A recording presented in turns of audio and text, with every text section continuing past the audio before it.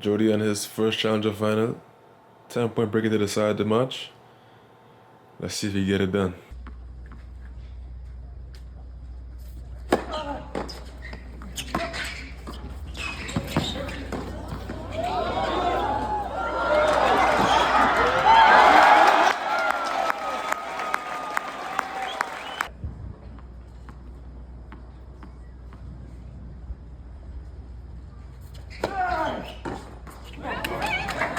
Apparently this 8-0 point, the second serve was a lead, and that's why they're complaining there. But we don't care, we take those. These boys up a mini break the whole tie break. I had 3 points, and the guys kept holding serve, winning 2 points every time. They just chunked 2 overheads. Now championship point to our side.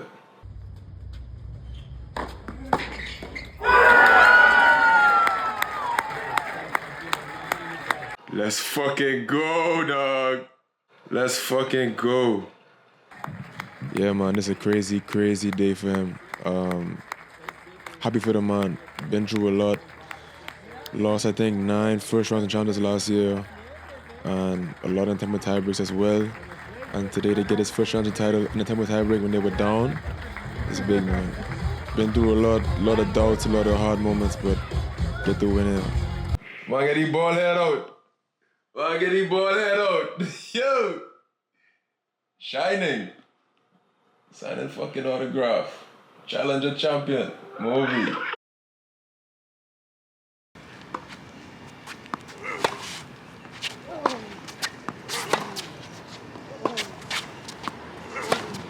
Alright, so today I'm here at Access Tennis Academy, the hardcourt site at St. Joe's. I'm hitting with Cooper Williams, NCAA All-American, #1 player at Duke. Was a junior standout in the ITF Tour. Very good player. He's in town for the weekend. I think he has some appointments, and he's leaving after this hit in the evening. So just good to get a hit. The wrist is feeling pretty good. Got it taped up here. And just started the practice here, just getting some rhythm hitting. And we'll get into some moving and stuff later, but yeah, pretty good quality hit. Let me know what you think. Also, shout out to Access, shout out to Chris Bragg and Sheree Khan, the coaches there. Help us out a lot. We train there, and yeah, they've been nothing but helpful towards us, and they've done a lot of good things with players. They work with guys like Cooper, Liam Draxel, Garrett Johns, Ben Wilworth at the time. So good, you're in good hands at Access, and if you ever wanna check them out, go to the link below here. And yeah, we might see you on the courts over here in Delray Beach. Can't forget to mention, there's now a challenger champion who trains there in Jody McGinley, so you are in good hands.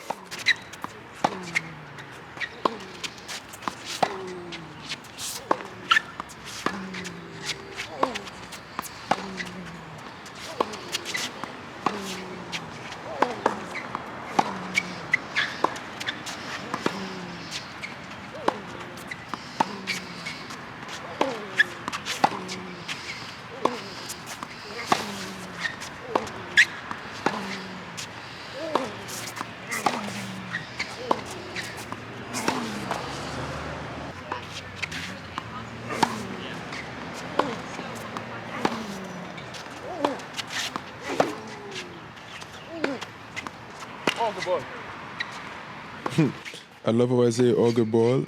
I literally just didn't move. I was just lazy and just sliced it.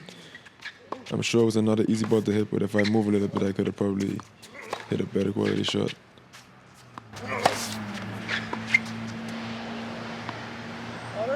Yeah.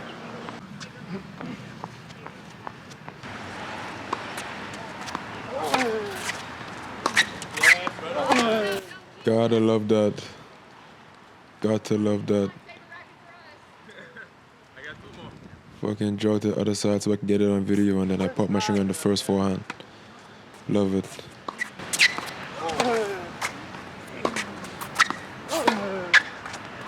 So right here, we're actually doing one of my favorite drills from the baseline, 2 cross 1 line. So right now it's Cooper's job to go 2 cross, and then he's gonna change direction down the line. And my job right now is just to play cross And when I'm just a cross person, my goal typically is just to put the ball pretty much deep through the baseline, not trying to make too much of an angle.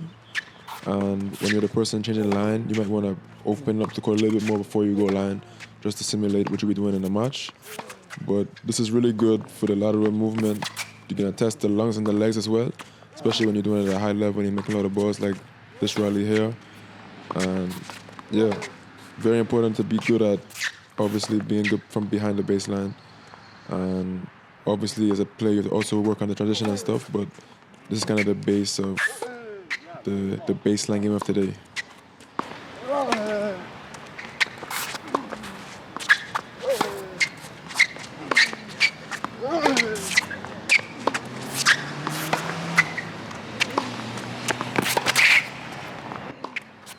What I like with that forehand just now that I took when he went line was that he played a bit shorter and he was further back and I got to step in the court. That's when I tried to open a little bit more, because in a match, if you get that ball, it's time to open the court. So I think if you play this drill and not be brain dead and try to make the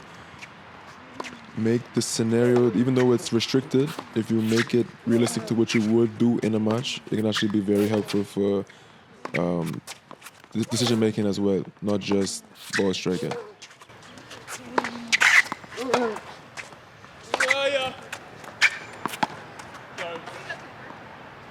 Wide on this one.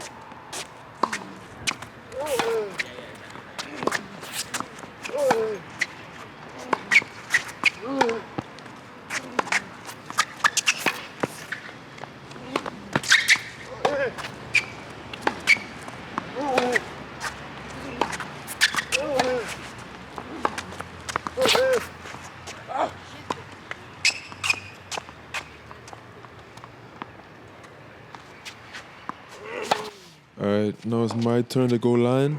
So I'm going to play 2 cross here. And the next one goes line. That was pretty poor footwork on that rally, on that ball. Hopefully we find the groove here. What you can't really tell is that the wind is very strong behind me. So the person on this side is having to find the way to keep the ball in the court, while the other guy on the other side is fighting a very heavy ball. So if you ever see me decelerate, it's probably because I'm a little bit afraid to miss long.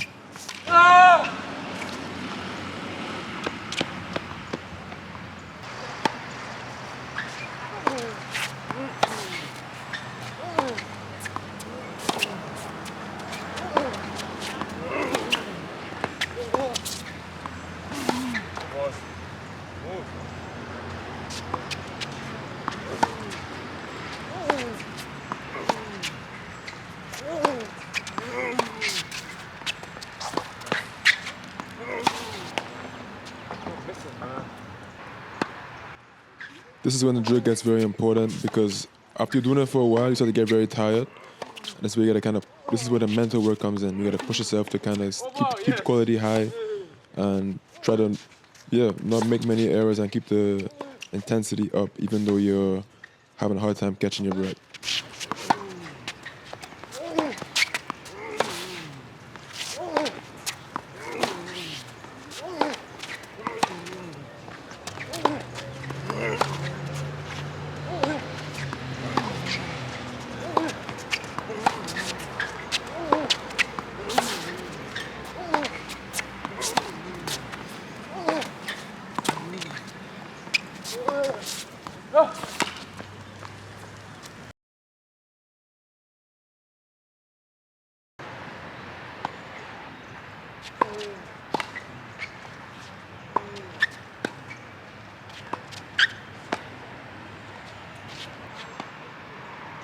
I'll admit, those first few look very, very fucking lazy, but it's gonna get a little sharper here, don't worry.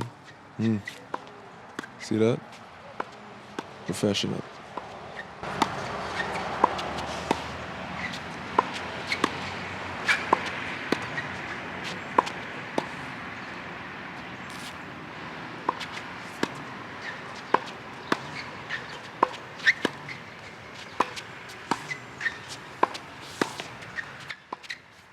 Come on, man, that's clean, that's clean. And no one wants to see any overheads, so I'm gonna show you 2.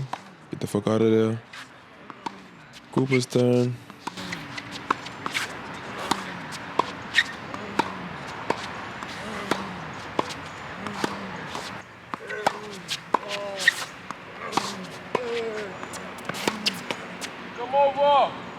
jog, 2 overheads, and we get out of there.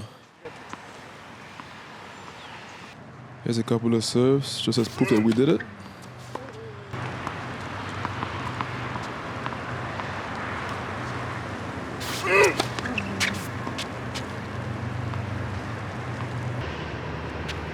And a couple returns, so you see that we did that as well.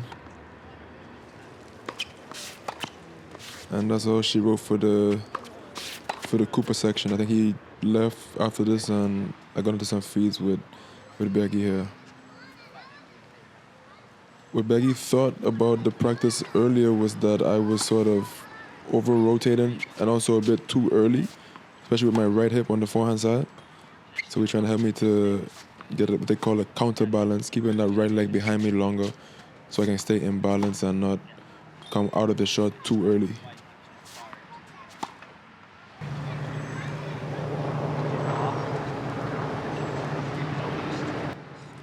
Basically what he's telling me here is that even though I'm keeping the leg back a little bit longer, I'm more just lifting up my leg and bending at the knee as opposed to squeezing my glute and keeping the whole leg behind me. So I'm kind of still turning on it too early. So here I'm kind of exaggerating, trying to keep the leg, or try to bring the leg up with my glute as opposed to just kicking it up high, which is not really changing anything. And I think I look like I stay a bit more sideways when I do that.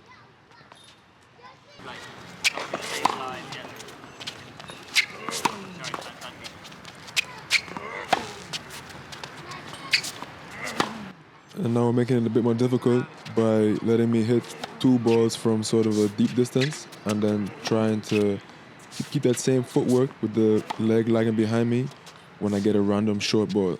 So sort of progressing the idea of what we were talking about earlier.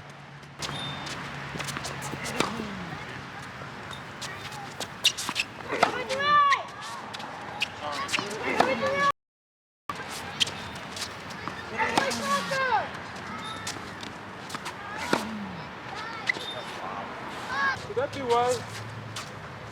Yeah. Inside out is so good? Yeah. I'm going to do it on the left side because I always like. I know you guys made me laugh about that. Make fun of it. So the final progression for this practice will be doing all of these movements a bit more randomly, and then with him feeding from the other side as opposed to hand tossing it to me or tapping it to me with the racket. Ah, no.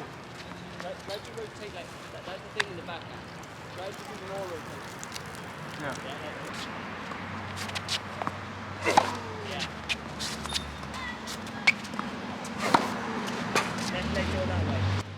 And on the backhand side, the focus was to get a bit of a wider base and allowing my weight to transfer over that front leg and not sort of rock back to where I came from. Let that weight transfer naturally through the shot. I let my body go where it needs to go naturally, not fighting the ball. Try to push your weight into that front leg. That's it, and then you rotate out. Good. That's better.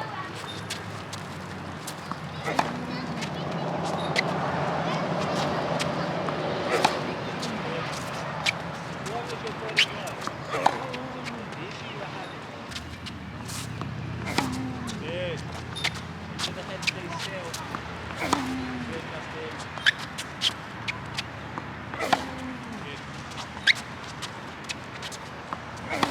Good. Yeah, these backhands look a lot better. Ball coming off the racket nice and easy, and body weight is sort of flowing naturally. I like it.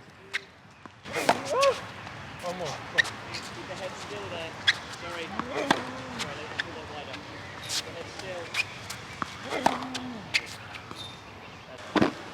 It makes sense too, because when I do miss, let's say the inside in, it's because I've turned with it. Everything, as I said, the only thing for me that matters with movement is the rotation. That's it. You go like a bit random? Yeah.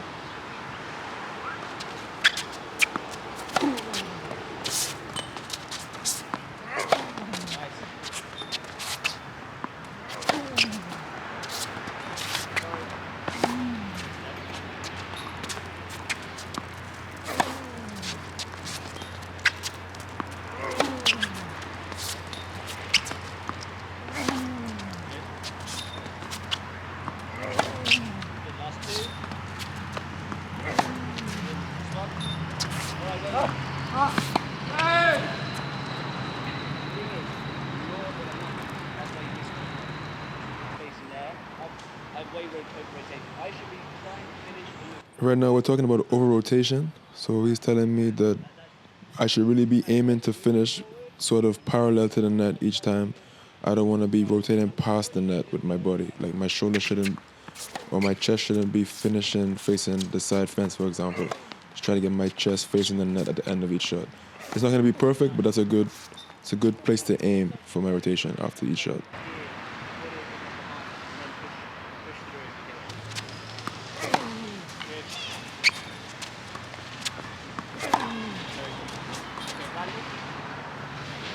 Very good there.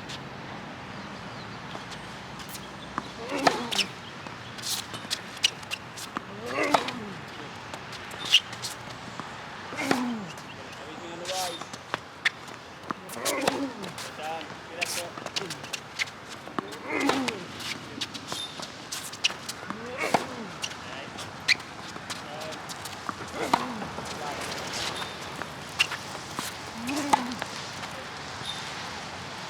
Shout out to Beggy for the good practice. Here we debrief, pick up some balls, take my ass home.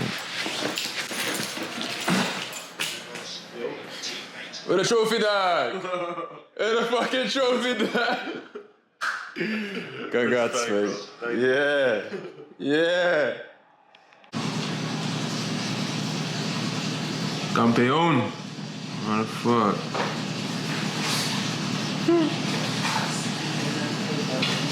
That's all she wrote for this vlog. Thank you for watching. If you enjoyed it, like, comment, subscribe, share with a friend. Jody got his first title. Drop some comments down below. Show the man some love. Hope you enjoyed the practice as well. Yeah, I don't know when next vlog gonna be out, but we're gonna try to make something that's worth your while as well. So yeah, appreciate all the love so far with the Tomich episode. That's been going really well, and we got some more cool stuff on the way. One love.